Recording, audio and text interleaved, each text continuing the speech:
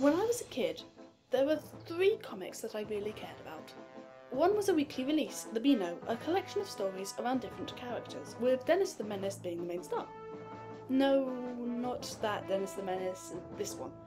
The second, Asterix Novelix, was the adventures of a village of ghouls fighting against the Romans and having several escapades along the way.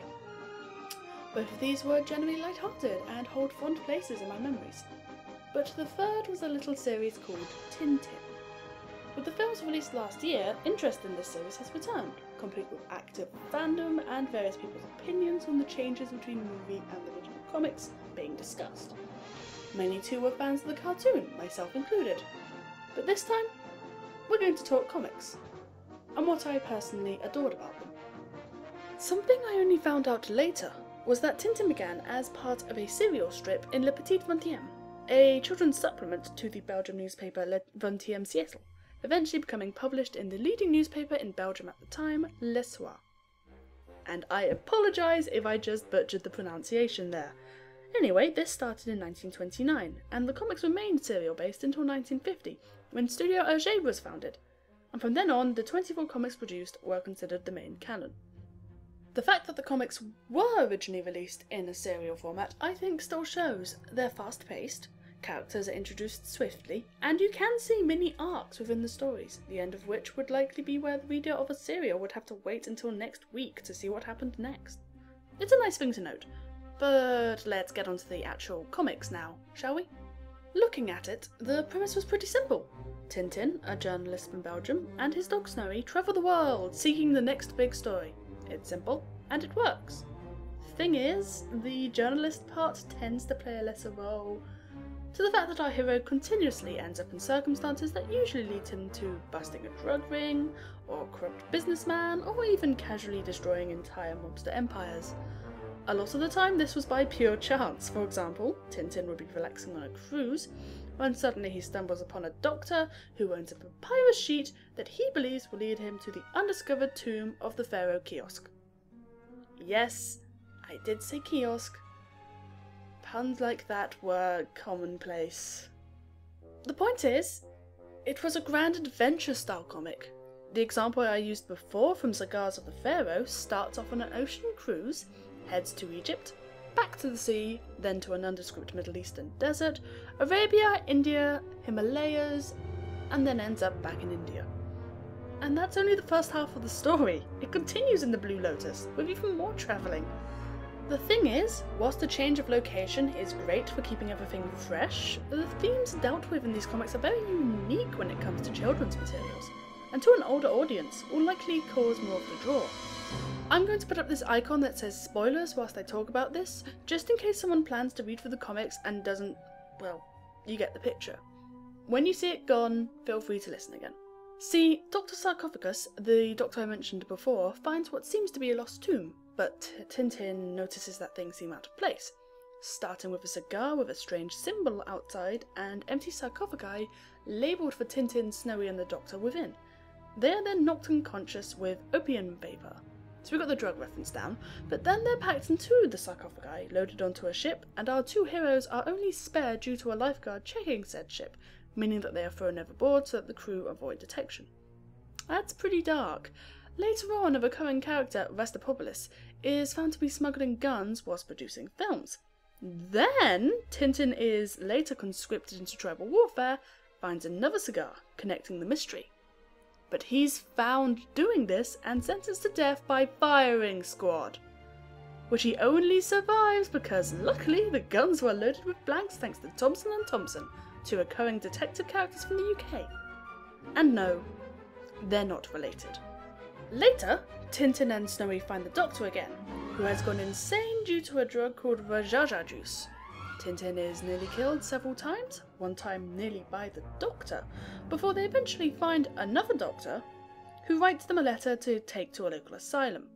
Tintin is then thrown in there as the letter was substituted to make him seem like the bad one.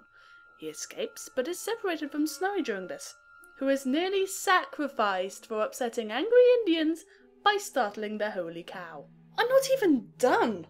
I haven't even mentioned that the cigars are used for smuggling heroin. Several characters met during the adventures are part of the smuggling ring and meet up dressed as though they're members of the KKK, and that a Maharaja is not only nearly poisoned with the juice mentioned before, like his brothers have been before him, but then his son is kidnapped. All of this for a child audience! But it's this level of maturity that I think captures the imagination. Yes, the humour is great, the settings are stunning and varied, but the fact that Hergé never tried to talk down to the reader gives it a certain charm that a lot of comics didn't and don't have. The events can seem unlinked and absurd at times. Tintin always just manages to find a way out of everything, but it was real enough that you could get into it. It's an element that has thankfully never been watered down, no matter the adaptation. So, what haven't I talked about yet? The characters! Let's start with the titular. Tintin's the everyman, calm, intelligent and well-rounded. He's who we see events unfold through, so he plays a straight guy role. He's got good morals and he never gives up. Interestingly, you know his characteristic quiff on his head? Happened by accident during the serials. His dog, Snowy, provides a dry counterbalance through his thoughts that are exclusive to the reader's knowledge. He tends to be the one to help Tintin and friends out of dire situations. And, likewise, they save each other constantly. He also serves as comedy relief now and then, and is the stereotypical cute animal companion. Then there's Captain Haddock, the alcoholic seafarer. He's a kind man, but life has left him quick to anger and somewhat cynical. Not to mention the fact that he's rarely without some sort of alcoholic beverage, if he can help it. Like everyone, he can fall into many roles, but he tends to be slapstick mixed with whoopee. I think many people who grew up reading these comics liked him a lot, possibly more so than Tintin himself. I know I did. His incredibly dry sense of humour likely helped with that, along with the fact that, yes, he actually is very heroic. These are what I would call the main three characters, although, admittedly, Captain Haddock doesn't show up until the 9th book, The Crab with the Golden Claws. Many other characters recur throughout the comic, Thompson and Thompson, as mentioned before, for example, along with Professor Calculus. By the by, never call him a goat. Most of the characters tend to come and go depending on the story and situation, recurring often, but not overstaying their welcome. Everyone leaves a different impact, and every character is very much a product of the times. Speaking of a product of the times, now we get to the one potential problem with Tintin. They were written in a time when what was deemed acceptable was different. By that I mean that how do I put this eloquently? Okay, here's the short version. An awful lot of the cast are racial stereotypes. And some are very offensive racial stereotypes. The Blue Lotus, for example, has Mitsuhirato, a Japanese businessman. And, oh lord, this is a hateful character. Sleazy, sadistic, running out of an opium den, committing acts of terrorism upon the Chinese in order to create turmoil, all under the orders of the Japanese government. Yes, it's fair to say that this was likely one stereotype that was influenced by the current events of the time. Oh, and when he was captured at the end of the comic, he committed suicide by seppuku. Probably the most controversial comic in the series by today's standards is Tintin in the Congo. I'm not going to say anything, but I would recommend giving it a read along with all the others. Just bear in mind that different times, different sensibilities, you know? Regardless, Tintin was and still is a series of comics that I greatly enjoy. The 24 issues are still in circulation, easily bought from Amazon. You can also read them online if you search around. I won't give you a link, but trust me, it's easy to find. And I really do hope that you will give them a read. And I know there's a lot more I could say.